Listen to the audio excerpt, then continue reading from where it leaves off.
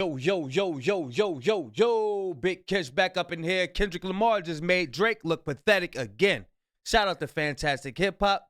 This is who the video is brought to us by. And we about to go over it, y'all. Man, look. This is embarrassing for this dude, man. This is embarrassing. All these people trying to help him back up.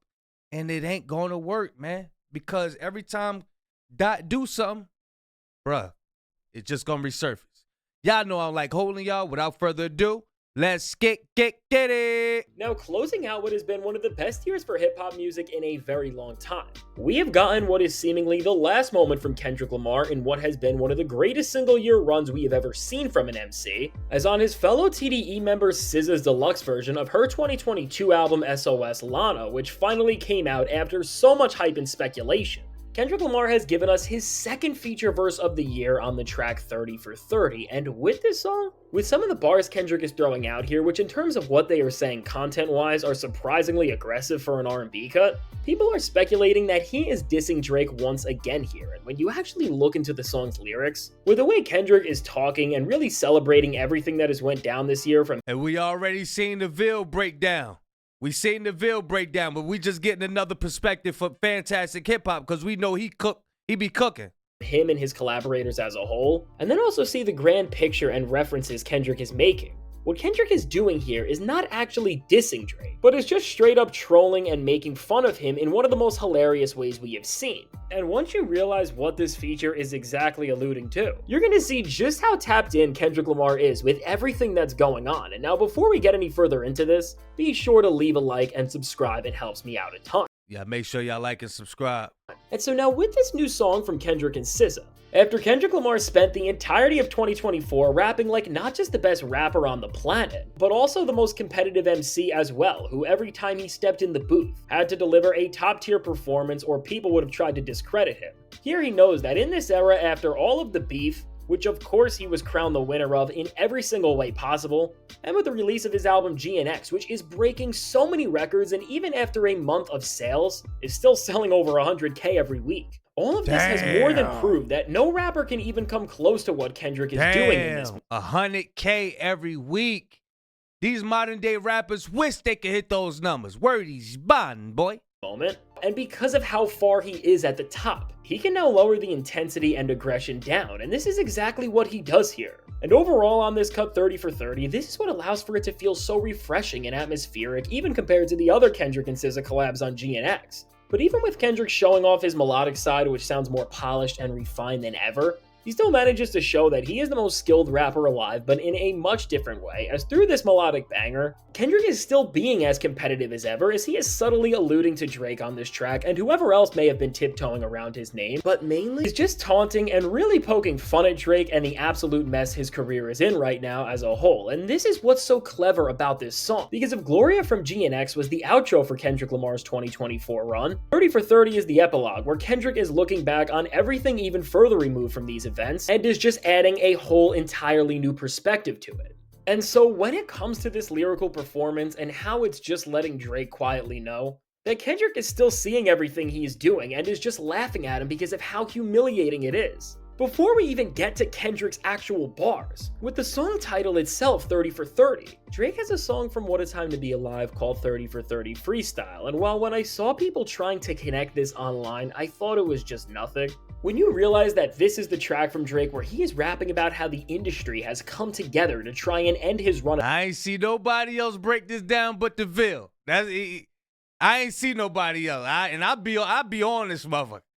I'll be on that. So Fantastic Hip Hop. If it's the Ville, go and give your Ville a shout out or let us know who you be seeing. That'd be very important to the community, to the YouTube streets. Let's get it. At the top. And ever since Drake decided to go after his label, Not Like Us as a whole, and a lot of other major industry powers in his suit, this song has been referenced non-stop by OVO and his community as they seemingly think it was Drake predicting the future. This title seems to be very intentional on Kendrick's end, and again, even when he's making fun of Drake, when you remember the tone of this track is supposed to be very light and fun compared to everything else he has dropped this year. Kendrick is both trying to mock Drake and what he is doing within this moment in time, as he just pulled out the saddest and most pathetic move ever to try and change the narrative of a rap beef. And when in the hook of this track, Kendrick is repeating "I'm 30 for 30" over and over again, this seems like Kendrick's way of saying that it's not the industry who ended his reign, no matter how much he wants that to be, so he can try to cope with the fact that he lost in the biggest rap beef of the century, but that it's actually just Kendrick who outplayed him in the beef. And now on the second verse of this track, Kendrick seems to send out another comedic jab Drake's way, which references some of the moments we all went crazy over earlier in this year when he says, "You F with that's thinking they cuter than you. Oh, say you on your cycle, but he on his period too." And this seems to be another jab at Drake, and also Kendrick's way of laughing at SZA for the run of songs she did with Drake back in 2023, and specifically the song and music video from RBD. As considering that this song with Drake and SZA was the more popular, he was in competition with SZA and Sexy Red record that they did during the For All the Dogs era, and that Sexy Red was featured on this track, and considering how this bar seems to be an extension of the line from Euphoria about Drake standing next to her and what he thinks when he's doing that, all in all, this just seems like an extension of that all-time great line. And a way for Kendrick to— "When I see you stand by Sexy Red, I believe you see two babbage. I believe you don't like women. That's that competition. You might pop ass." playfully laugh at SZA for her little run that she had with Drake in 2023. Which I'm sure now that looking back on these events, seeing Drake so playfully run alongside somebody who represents Top Dog Entertainment at its highest level and somebody who is so close with Kendrick definitely also pushed him to drop the verse he did on Like That in the first place. And now bringing this master performance in trolling full circle, on the outro of this song, Kendrick asked the chat if he should just go all out like he did this year one more time. And now of course by saying chat, Kendrick is not just asking the audience if they want to see more, but by specifically using the motif of a chat room. This really seems to be the full circle way of letting Drake know to stop looking like a clown the way he has been for months. Because we have seen Drake's all-time crash out since the beef nowhere more directly than on live streams. Because from the recent stream he was on where he just ranted the whole time. Oh, so fantastic hip hop take is chat means like, yo, you be chatting too much on the streams. The Ville breakdown was like it's a shot at academics, you know what I mean? But I like everybody breakdown. I like them all, you know what I mean? Time about how rap was weird and how he only believes in the truth and not the fiction that Kendrick was saying to win the beef. And then throughout this entire stream, Drake just kept asking the chat what they wanted to see him do and say. So even when Drake jumped in a live stream chat and typed in custard to try and jump in on the viral meme regarding Kendrick Lamar's mustard line from TV Off. Overall, in this time where the lights are raising, Drake has been running around in chat rooms and seemingly hanging out with more streamers than he has rappers. So with Kendrick tying together this song by using the language that streamers use to communicate with their audience, this really all does seem to be intentional and Kendrick's way of just closing out this year with a fun performance that beyond these lines, celebrates and looks back at the dominance he has had over the entire field of hip-hop. But for Drake, in this time where he is dragging out this beef and its effects in a whole different way now, all of these lines that are connecting to Drake seem to be Kendrick's way of just responding to all of these current events going on within a manner that is not restarting the beef in a back and forth way, because we all know that for Kendrick, his job is over in that regard and he really doesn't need to diss Drake anymore because his career is already within a pathetic state. But even with that said, still, because of everything Drake is doing, and because of how crazy, ridiculous, and really pivotal to the future of the genre what Drake is doing right now as a whole is, Kendrick needed to acknowledge these things through some faint lyrical messaging, and the fact that Lamar was able to let us know that he has tapped into these current events and thinks that Drake is just as pathetic as the rest of us do, without even mentioning his name, and with the way Drake listens to music, unless somebody tells him, overall he'll probably never even find out. And tying these things together even further, when you look at the first lines Kendrick says on this track, which really call out all of his competition for the way they have been acting and how they actually can't compete with him in reality, every one of these bars just aligns with what Drake is doing for the way they— Some of y'all gonna get washed. Some of y'all just gonna pop some of y'all just gonna talk. But some of y'all ain't really about shit. Some of y'all just look lost. Lost, yeah. But I guess he was seen really rapping for, I think he was singing with SZA with this one. they have been acting, and how they actually can't compete with him in reality. Every one of these bars just aligns with what Drake is doing, and maybe even other people who have been speaking about Kendrick as well negatively, which altogether just ties this track as a whole as being this grand statement to the entire rap game one last time from Kendrick, where he is telling everybody that no matter what they do. Hey, this how serious it is, bro. We think that, oh, Kendrick destroyed him, it's over. That was done back in, July, May, March, whatever, and it's over. No. Every time Kendrick drop anything, I don't give a damn if he put a period on a damn post on Instagram, on JoJo Ruski. If he say good morning, y'all, oh, he's talking about Drake. He gotta be. He's talking about Drake. He's talking about Drake. Good morning, everybody. How was everybody's day going today? Oh, he talking about Drake. Because they like Drake. Okay, they gonna put it together. All I'm saying is, I'm over exaggerating, but all I'm saying is, anything Dot say, your demise is gonna resurface, bro. It's gonna resurface, man. And hey, I'm here for all of it. I'm here for all of it. Trust me. Let's get it.